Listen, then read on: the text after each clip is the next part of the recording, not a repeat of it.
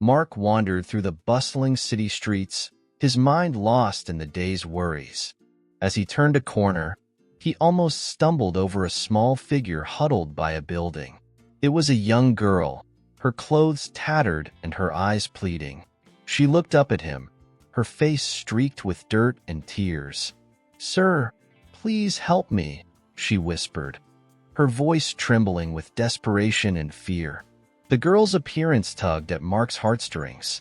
He couldn't just walk away. He knelt beside her, his concern evident. "What's your name?" he asked gently, trying to soothe her. "Lucy," she replied, her voice barely audible. Mark's brow furrowed with worry. He could see the fear in her eyes, and he knew he had to help her somehow. The world around them seemed to blur as he focused solely on her. Mark took a deep breath, trying to calm the whirlwind of thoughts in his mind. "What's wrong, Lucy?" he asked, his voice soft but urgent. Lucy looked around nervously before speaking. "My mom is very sick, and we don't have money for food or medicine. I've been begging on the streets to try and help her," she explained, her voice cracking with emotion. The weight of her words hung heavy in the air. Seeing Lucy's vulnerable state, Mark felt a surge of protectiveness. He reached out and took her tiny, cold hand in his. "Let's get you something to eat first," he suggested, offering her a comforting smile. Lucy nodded, her eyes filled with a glimmer of hope. They walked together to a nearby cafe, the bustling city life continuing around them, oblivious to the quiet drama unfolding. As they sat down, Mark ordered a meal for Lucy. He watched as she hungrily devoured the food, his heart aching at the sight. "How long have you been on the streets?" he asked gently.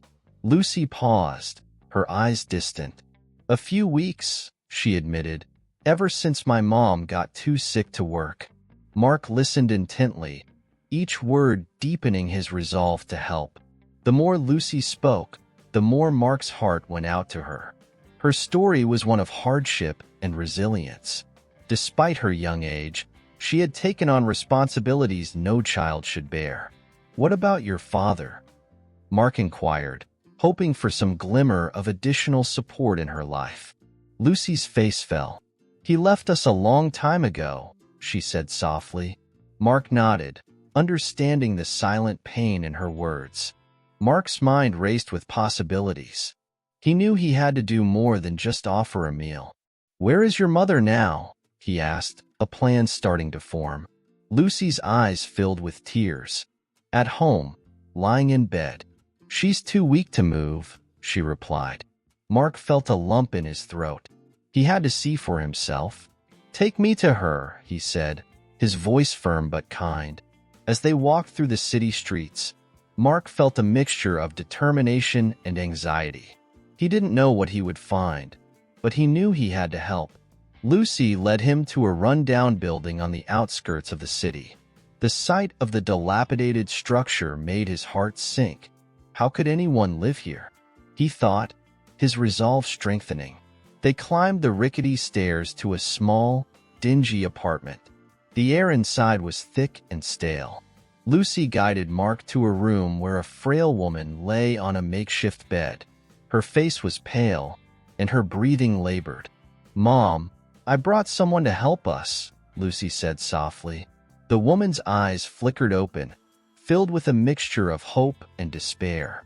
Mark introduced himself, his voice gentle and reassuring. "I'm here to help," he said, kneeling beside the bed. Anna, Lucy's mother, tried to sit up but was too weak. "Thank you," she whispered, her voice barely more than a breath. Mark felt a surge of compassion. He knew he couldn't leave them like this. They needed immediate help, and he was determined to provide it. Mark made a mental list of what needed to be done. "I'll get you some food and medicine right away," he promised, "and we'll figure out a way to get you better care."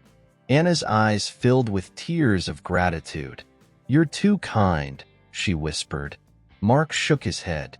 "It's the least I can do," he replied, his heart heavy with the weight of their situation.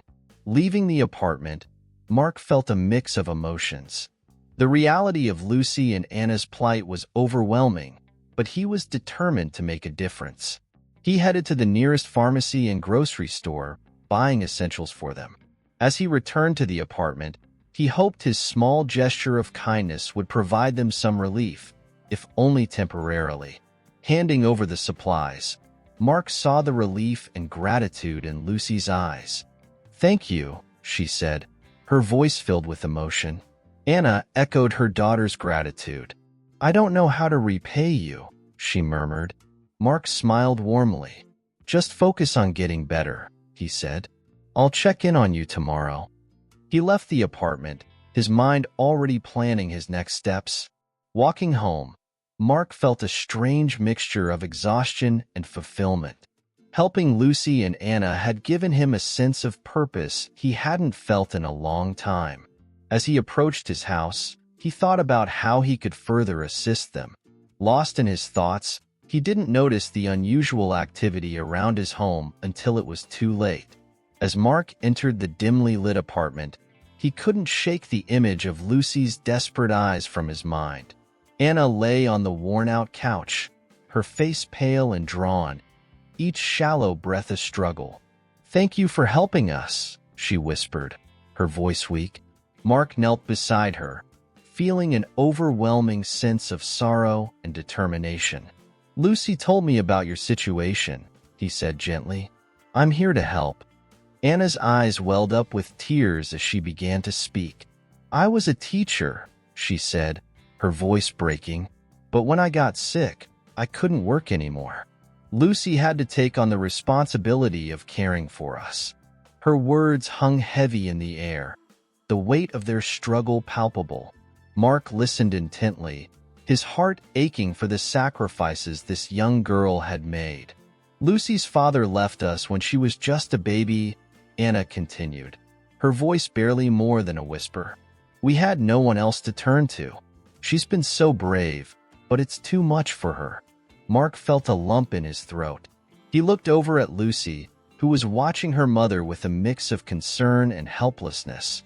"We'll find a way to get you the help you need," he promised. Lucy, seeing her mother's distress, moved closer and held her hand. "It's okay, Mom," she said softly. "We'll be all right now."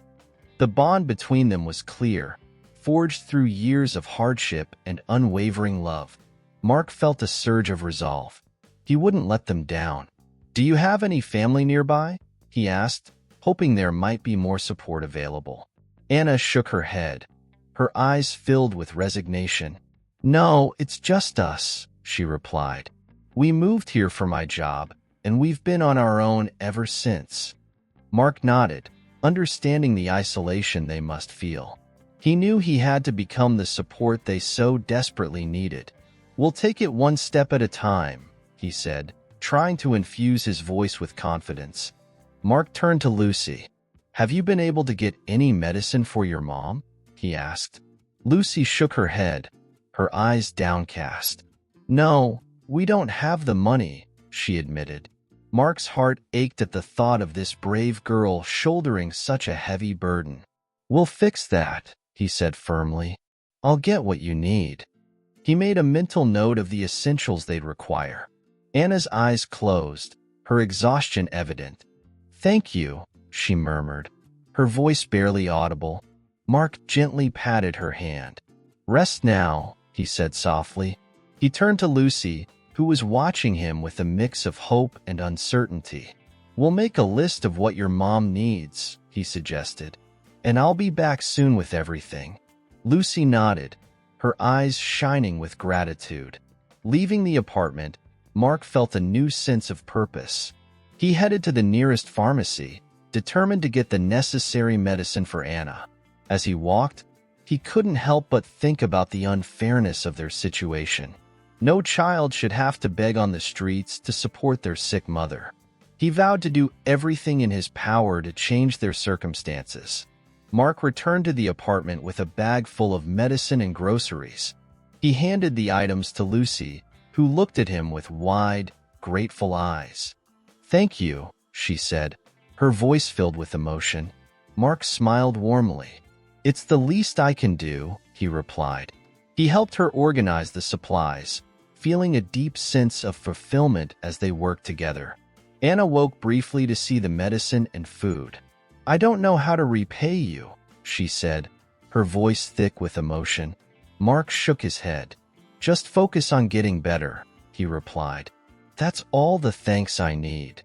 He could see the relief in her eyes. The weight of their struggle momentarily lifted. He knew there was still a long road ahead, but they had taken the first step. Before leaving, Mark knelt down to Lucy's level. "I'll be back tomorrow to check on you," he promised, "and I'll bring more supplies if you need them." Lucy nodded, her eyes filled with hope. "You've already done so much," she said. Mark smiled, feeling a deep connection with this brave little girl. "We're just getting started," he replied, his voice filled with determination. As Mark walked back to his own home, he couldn't stop thinking about Lucy and Anna. Their story had touched him deeply, igniting a fire within him to make a difference. He knew he couldn't solve all their problems overnight, but he was committed to being there for them. Lost in thought, he didn't notice the unusual activity around his house until he was right in front of it. Mark entered the rundown apartment, his heart heavy with the sight of Anna's frail form lying on the makeshift bed. Her labored breathing and sunken eyes painted a picture of severe illness. "Thank you for coming," she whispered, her voice barely audible. Mark knelt beside her, his resolve strengthening. "I'm here to help," he said softly, taking her hand in his. Lucy watched from the corner, her eyes wide with hope. Anna's eyes filled with tears as she struggled to sit up. "I've been sick for so long," she began, her voice cracking. "Lucy has been my rock, but she's just a child." The pain and desperation in her voice were palpable. Mark felt a surge of protectiveness. "You don't have to do this alone anymore," he assured her. "We'll get you the help you need." Lucy moved closer, taking her mother's other hand. "It's going to be okay, Mom," she said softly. The bond between them was heartbreakingly clear. Mark knew he had to act quickly. "First, let's get you to a doctor," he suggested, looking at Anna. She nodded weakly, her eyes filled with gratitude. Mark helped her to her feet, supporting her frail body. With Lucy by his side, Mark carefully guided Anna down the stairs and into his car. The drive to the clinic was tense, filled with worry and silent prayers. As they arrived, Mark rushed inside to get help, explaining the situation to the medical staff. They quickly took Anna in, leaving Mark and Lucy in the waiting room, their hearts pounding with fear and hope. Sitting in the sterile waiting room, Mark turned to Lucy. "We'll do everything we can for your mom," he promised, his voice firm. Lucy nodded, tears streaming down her face. "Thank you," she whispered. The depth of her gratitude and fear was overwhelming. Mark knew he had to be strong for both of them. He reached out and took her hand, offering silent support. The minutes dragged by, each one feeling like an eternity. Finally, a doctor emerged, his expression serious but not hopeless. "We're stabilizing her now," he said. "It's good that you brought her in when you did." Mark felt a rush of relief. "Thank you," he replied, his voice thick with emotion. He turned to Lucy, squeezing her hand reassuringly. "She's in good hands now."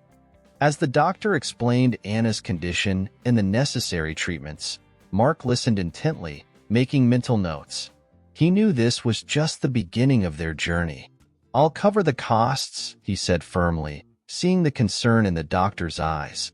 "Just make sure she gets the best care possible." The doctor nodded, appreciating Mark's determination and generosity. Returning to Anna's side, Mark felt a renewed sense of purpose. "You're going to be okay," he told her softly. Anna managed a weak smile. "I don't know how to thank you," she murmured. Mark shook his head. "Just focus on getting better," he replied. "We'll take care of everything else." Lucy stood by her mother, her small hand gripping Mark's tightly, her eyes filled with trust. As the hours passed, Mark and Lucy stayed by Anna's side, offering comfort and support. The clinic staff worked tirelessly, their dedication evident. Mark felt a deep sense of gratitude for their efforts. He knew that while the road ahead was long, they had taken the crucial first step towards recovery. His heart ached for the struggles Anna and Lucy had endured, but he was determined to make a difference. Eventually, Anna fell into a peaceful sleep, her breathing steadier. Mark turned to Lucy, who was fighting to stay awake. "You should rest too," he suggested gently. Lucy shook her head. "I want to stay with her," she insisted. Mark smiled, admiring her strength and love. "All right," he agreed, sitting down beside her. "We'll stay together." They watched over Anna, their hearts united in hope. Mark knew he couldn't do this alone. He made a mental list of the people he needed to contact, the resources he needed to secure. He was determined to build a support network for Anna and Lucy, ensuring they had everything they needed. As he sat in the quiet room, he felt a sense of clarity and resolve. This was his chance to truly make a difference, and he wouldn't let it slip away. Hours later, as the sun began to rise, Mark looked at Anna and Lucy, feeling a deep sense of connection and responsibility. He knew their journey was far from over, but he was ready to face the challenges ahead. As Anna stirred awake, she smiled weakly at Mark. "Thank you," she whispered again. Mark squeezed her hand gently. "We're in this together," he replied, his voice filled with unwavering determination. Leaving the clinic to gather more supplies, Mark's mind raced with plans. He was committed to seeing this through, to providing Anna and Lucy with a stable, safe future. As he returned to his own home, he was startled to find unexpected visitors waiting for him. His heart skipped a beat as he approached, unsure of what lay ahead. Mark returned to Anna and Lucy's apartment with bags full of groceries, medicine, and some extra money. The weight of responsibility sat heavily on his shoulders, but the thought of the two women's gratitude spurred him on. As he entered, he saw Lucy's eyes light up with relief and hope. "I brought everything you might need," he said warmly, setting the bags down. Anna, though still weak, managed a grateful smile. Mark started unpacking the groceries, arranging the items on the small, cluttered table. "We've got fresh fruits, vegetables, and some easy-to-make meals," he said, trying to lighten the mood. Lucy hovered nearby, her eyes wide with amazement. "Thank you so much," she whispered, her voice choked with emotion. Mark smiled gently. "It's the least I can do," he replied, his heart swelling with compassion. Anna watched from her bed, tears of gratitude streaming down her cheeks. "I don't know how to thank you," she said, her voice trembling. Mark walked over and took her hand. "Just focus on getting better," he said softly. "That's all the thanks I need." Anna squeezed his hand weakly, her eyes filled with a mixture of hope and exhaustion. Mark's resolve to help them only grew stronger. As Mark prepared some food for Anna, he noticed the sparse, humble surroundings. It was clear that they had been living in hardship for a long time. "This will help you get your strength back," he said, handing Anna a bowl of soup. She took it with shaky hands, her gratitude palpable. Lucy watched her mother eat, her own hunger forgotten in the relief of seeing Anna receive proper care. Mark turned to Lucy, handing her a small envelope. "There's some money in here," he explained. "Use it for anything you might need." Lucy hesitated, her eyes wide with disbelief. "Are you sure?" she asked. Mark nodded firmly. "Absolutely," he replied. "You both deserve a little peace of mind." Lucy took the envelope, her hands shaking. "Thank you," she whispered, her eyes brimming with tears. The atmosphere in the apartment began to change, filled with a newfound sense of hope. Mark felt a deep connection with Anna and Lucy, their resilience and bravery inspiring him. He knew that this was just the beginning of his efforts to help them. "I'll be back with more supplies soon," he promised, standing up to leave. Lucy and Anna looked at him with a mixture of gratitude and disbelief.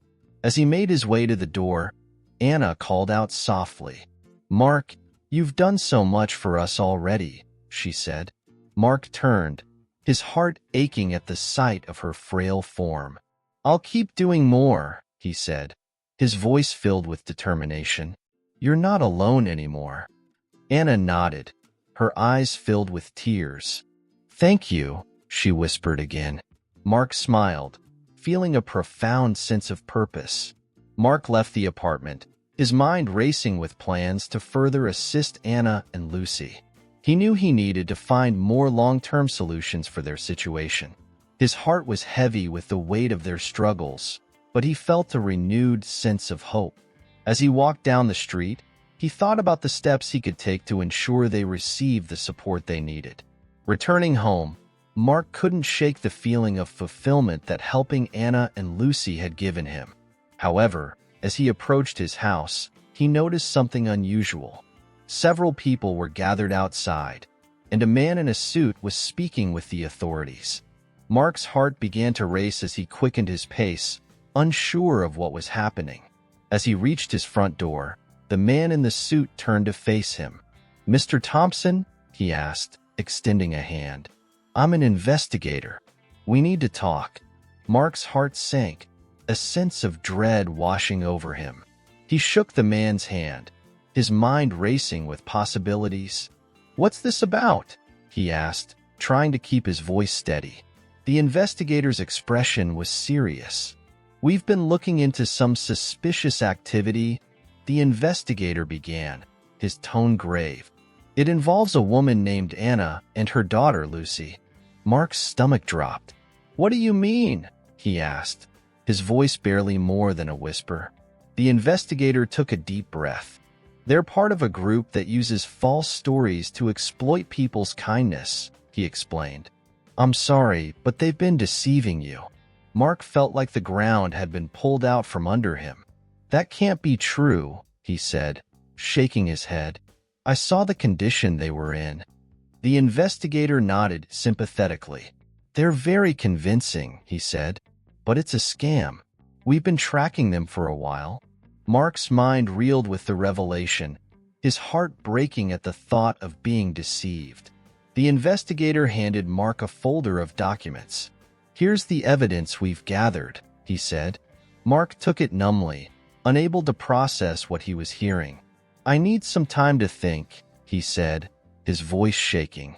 The investigator nodded. "Of course," he said. "We just wanted to inform you of the situation." Mark watched as the authorities left, his mind a whirlwind of emotions. Mark entered his house, feeling a mix of anger, sadness, and confusion. He sat down, opening the folder and sifting through the evidence. Photos, testimonies, and reports all pointed to the same conclusion. Anna and Lucy had been playing him. His heart ached with betrayal, but as he looked at their pictures, he couldn't help but feel a lingering sense of compassion. Mark returned to his house, feeling a heavy weight in his chest after the revelation about Anna and Lucy. As he approached his front door, he noticed a group of people waiting for him. His heart skipped a beat as he saw the serious expressions on their faces. Among them was a man in a suit who stepped forward and extended his hand. "Mr. Thompson? I'm an investigator. We need to talk," he said, his tone grave. Confusion and dread washed over Mark as he shook the man's hand. "What's going on?" he asked, trying to keep his voice steady. The investigator gestured towards the others. "We've been looking into some suspicious activity involving a woman named Anna and her daughter Lucy," he explained. Mark's stomach dropped. "What do you mean?" he asked, his voice barely more than a whisper. The investigator took a deep breath. "They're part of a group that uses false stories to exploit people's kindness," he said. "I'm sorry, but they've been deceiving you." Mark felt like the ground had been pulled out from under him. "That can't be true," he said, shaking his head. "I saw the condition they were in." The investigator nodded sympathetically. "They're very convincing," he replied. Mark felt a whirlwind of emotions. He had seen the desperation in Lucy's eyes and the frailty of Anna's condition. But I saw them, he insisted. They were really suffering. The investigator sighed. They've been doing this for a while. They move from place to place, telling the same story. We've been tracking them for months. Mark's mind reeled with the revelation, his heart breaking at the thought of being deceived. The investigator handed Mark a folder of documents. Here's the evidence we've gathered, he said. Mark took it numbly, unable to process what he was hearing. He flipped through the photos, testimonies, and reports, each one confirming the investigator's words. I need some time to think, he said, his voice shaking. The investigator nodded. Of course. We just wanted to inform you of the situation. As the authorities left, Mark entered his house, his mind a whirlwind of emotions. He sat down and stared at the folder in front of him. The images of Lucy and Anna, the stories they had told him, everything felt like a cruel joke. His heart ached with betrayal and confusion. He had genuinely wanted to help them, to make a difference in their lives. Now, he didn't know what to believe. Mark spent the next few hours going through the evidence, each piece adding to his sense of betrayal. The photos showed Anna and Lucy in different towns, always with the same heartbreaking story. Testimonies from others who had been deceived painted a clear picture of their scam. Despite the overwhelming evidence, Mark couldn't shake the feeling of compassion he had felt for them. His thoughts were interrupted by a knock on the door. It was his neighbor, Mrs. Jenkins. I saw the police outside. Is everything all right? She asked, concern etched on her face. Mark sighed, rubbing his temples. It's a long story, he said. He invited her in and explained everything, from meeting Lucy to the investigator's revelations. Mrs. Jenkins listened, her expression a mix of sympathy and disbelief. It's hard to believe, Mrs. Jenkins said softly. You have such a kind heart, Mark. It's awful that someone would take advantage of that. Mark nodded, feeling a mixture of anger and sadness. I just wanted to help them, he said. But now, I don't know what to think. Mrs. Jenkins placed a comforting hand on his shoulder. You did what you thought was right. That's what matters, she said gently. As the evening wore on, Mark's initial shock began to fade, replaced by a resolve to learn from this experience. He realized that while his kindness had been exploited, it didn't change the fact that he had acted with genuine compassion. I need to be more careful, he said to himself, but I can't let this stop me from helping others. He knew he had to find a way to channel his desire to help in a safer, more effective manner. The next morning, Mark woke with a renewed sense of purpose. He decided to look for legitimate organizations that helped people in need. He wanted to make sure his efforts made a real difference. As he researched, he found several charities and community groups dedicated to supporting families and children in difficult situations. He felt a spark of hope, knowing there were trustworthy avenues for his compassion. By the end of the day, Mark had contacted a local charity that worked with underprivileged families. They were thrilled to have him volunteer. As he hung up the phone, he felt a sense of satisfaction and anticipation. He knew it wouldn't be easy to move past the betrayal, but he was determined to not let it tarnish his desire to help. His journey with Anna and Lucy might have ended in heartbreak, but it had also led him to a new beginning.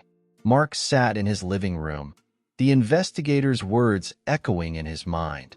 The folder of evidence lay open on the table, a painful reminder of the betrayal.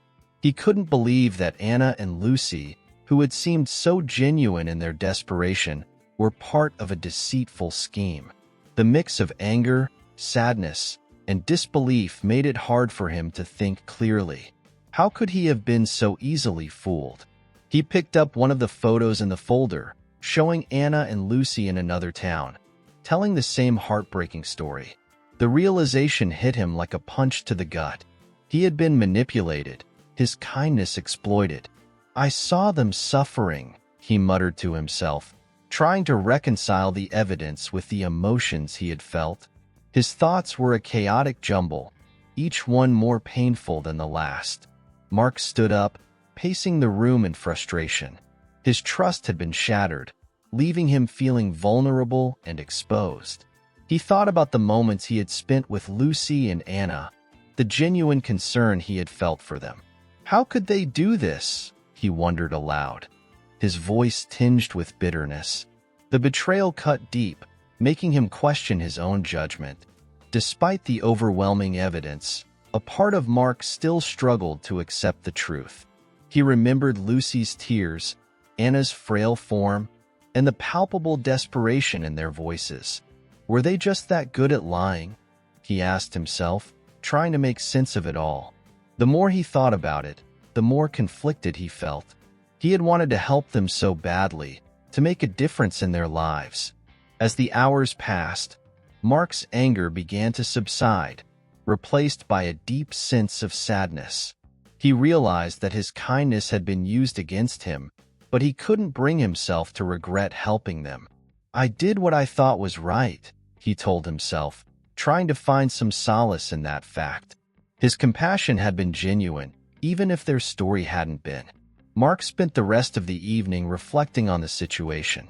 He knew he couldn't let this experience harden his heart. I can't let them change who I am, he decided, a new resolve forming within him. He would learn from this, become more cautious, but he wouldn't stop helping others. His desire to make a positive impact was too strong to be extinguished by one bad experience. The next day, Mark called his friend Jake, who worked for a local charity. He explained what had happened and asked for advice. Jake listened patiently, then said, "It's awful that you went through this, but don't let it stop you. There are legitimate ways to help people who really need it." His words resonated with Mark, giving him a renewed sense of purpose. Mark decided to volunteer at the charity where Jake worked. He knew it would be a safer way to channel his desire to help others, ensuring that his efforts went to those who genuinely needed it. I won't let this stop me, he thought, determination filling his heart. He wanted to turn this painful experience into something positive, a way to grow and make a real difference. As the weeks passed, Mark immersed himself in his volunteer work. He found solace in helping others, knowing that his efforts were making a genuine impact. The betrayal still lingered in his mind, but he used it as a lesson. I'll be more careful, he promised himself, but I won't let it change my heart. His work at the charity brought him a new sense of fulfillment and purpose. One afternoon, as Mark was sorting donations at the charity, he received a call from Jake. "Hey, we have a family that could use some extra help," Jake said. "I thought of you." Mark felt a spark of excitement. "I'm on my way," he replied, grabbing his coat. Helping others had become a way for him to heal, to move past the betrayal and find hope again. Arriving at the family's home, Mark felt a familiar sense of determination. He was greeted by a tired-looking mother and her 2 young children. "Thank you for coming," she said, her voice filled with gratitude. Mark smiled warmly. "It's my pleasure," he replied. As he helped the family, he felt a deep sense of satisfaction. He was making a real difference, and it felt good. As Mark drove home that evening, he reflected on his journey. The experience with Anna and Lucy had been painful, but it had also led him to a new path. He had found a way to help others while protecting himself from being exploited. "I've learned and grown," he thought, a sense of peace settling over him. The road ahead was still uncertain, but he was ready to face it with a renewed sense of purpose. Mark sat in his quiet living room, the day's events playing over and over in his mind. The revelation about Anna and Lucy had shaken him to his core. As he stared at the folder of evidence, he couldn't help but feel a deep sense of betrayal. Yet, despite the pain, a small voice inside him insisted that he had done the right thing.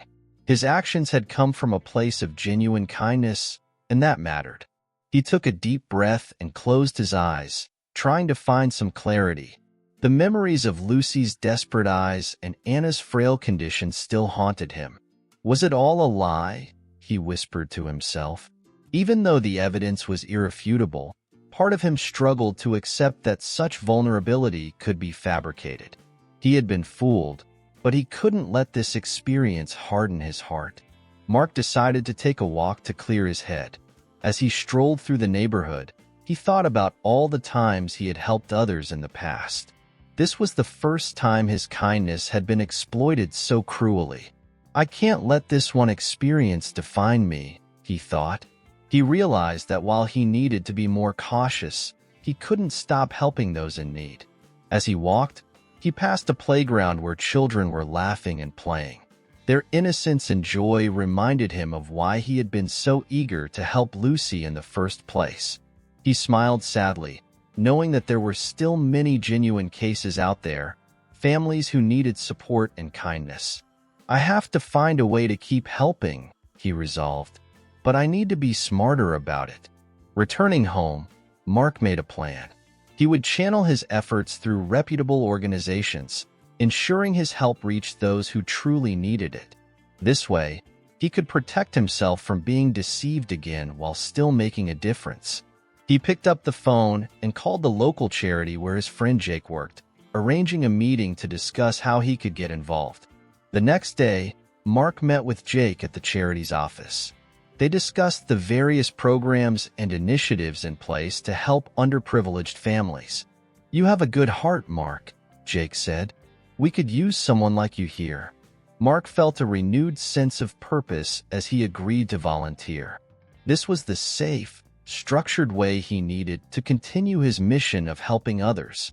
Volunteering at the charity brought Mark a deep sense of fulfillment.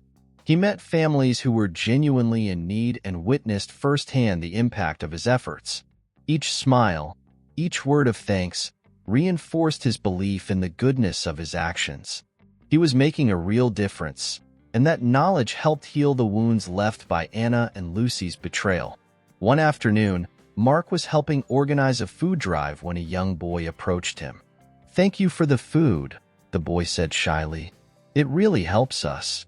Mark smiled warmly and patted the boy's shoulder. "You're very welcome," he replied. Moments like these made all the pain and confusion worthwhile. He was on the right path, making a genuine impact on people's lives. Despite his positive experiences at the charity, Mark couldn't completely forget about Anna and Lucy. They remained a painful reminder of how easily kindness could be exploited. However, he chose to view it as a lesson. "I'll be more cautious," he told himself, "but I won't stop caring." His determination to help others had only grown stronger, tempered with wisdom and caution. As months passed, Mark became an integral part of the charity. His experiences, both good and bad, had shaped him into a more discerning and effective volunteer. He had found a balance between compassion and caution, ensuring his efforts truly helped those in need. The sense of betrayal slowly faded, replaced by a deep satisfaction in knowing he was making a real difference. One evening, after a long day of volunteering, Mark sat in his living room, reflecting on his journey. He thought about the families he had helped, the lives he had touched. The pain of Anna and Lucy's deceit was still there, but it no longer defined him. "I've grown from this," he realized. "I'm stronger and more determined than ever." Mark knew there would always be challenges and setbacks. Helping others was never an easy path, but it was the one he had chosen. "I won't let one bad experience change who I am," he vowed. His heart was still full of compassion, his spirit unbroken. He was ready to continue his journey, helping those in need and making the world a little brighter, one act of kindness at a time. Mark's journey through betrayal and redemption had left him more resolute than ever. Determined to continue helping others, he immersed himself in the charity's work. Each day brought new challenges and new faces, but Mark welcomed them with open arms. The warmth of genuine gratitude and the joy of making a difference fueled his spirit. He had found a new purpose, one that gave his life profound meaning. Working with children and families in need, Mark felt a sense of fulfillment he hadn't experienced before. He watched as struggling families received food, clothing, and support, their expressions of relief and hope a testament to the impact of the charity's work. Every smile, every thank you, reinforced his decision to continue this path. He was part of something larger than himself, a network of kindness and support. Mark's dedication didn't go unnoticed. The charity's directors praised his efforts, often relying on him for critical tasks. His compassion, combined with his newfound caution, made him an invaluable asset. "You're making a real difference, Mark," Jake said one day, clapping him on the back. Mark smiled, feeling a deep sense of satisfaction. He knew he was exactly where he needed to be. One day, a woman named Claire came to the charity with her 2 young children. They were in desperate need of help, and Mark could see the fear and exhaustion in her eyes. He approached her gently, offering a kind smile. "We're here to help you," he said, guiding her to a seat. As Claire explained her situation, Mark listened intently, his heart going out to her and her children. Claire's story echoed many he had heard before, but each one was unique in its own way. She had lost her job, and without a steady income, she couldn't provide for her children. "We've been living in our car," she admitted, her voice breaking. Mark felt a familiar surge of protectiveness. "We'll get you the help you need," he promised. "You're not alone anymore." With the charity's resources, Mark helped Claire find temporary housing and connected her with job placement services. He ensured her children received clothes, school supplies, and nutritious meals. As the days passed, he watched as Claire's situation began to improve. Her gratitude was overwhelming, and Mark felt a deep sense of pride. He was making a tangible difference, one family at a time. The experiences with Anna and Lucy had taught Mark valuable lessons. He was more discerning, asking the right questions and verifying stories when necessary. This caution didn't diminish his compassion. It enhanced it. He had found a balance, ensuring his kindness was effective and genuine. His trust, once shattered, had been rebuilt, stronger and wiser than before. Mark's work at the charity became more than just a volunteer commitment. It was a calling. He organized fundraising events, coordinated food drives, and even started a mentorship program for children. His tireless efforts inspired others to join, creating a ripple effect of kindness and generosity. The community grew stronger, united by a common goal: to help those in need. One evening, as Mark was leaving the charity, a young girl ran up to him. It was Sophie, one of the children he had helped. "Mr. Mark, thank you for everything," she said, hugging him tightly. Mark's eyes filled with tears as he hugged her back. "You're welcome, Sophie," he replied, his voice choked with emotion.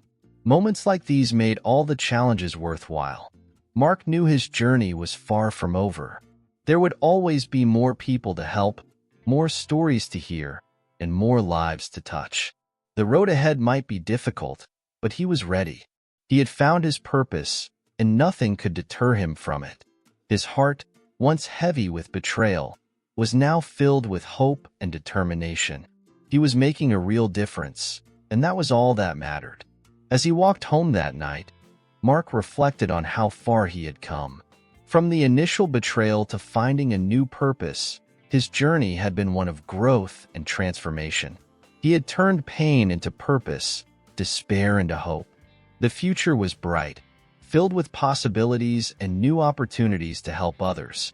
Mark smiled, ready to embrace whatever came next. His work with the charity continued to thrive, and Mark's efforts helped countless families regain their footing. He had become a beacon of hope in the community, a symbol of resilience and compassion. The lessons he had learned, the people he had helped, and the lives he had touched all contributed to his new, fulfilling purpose.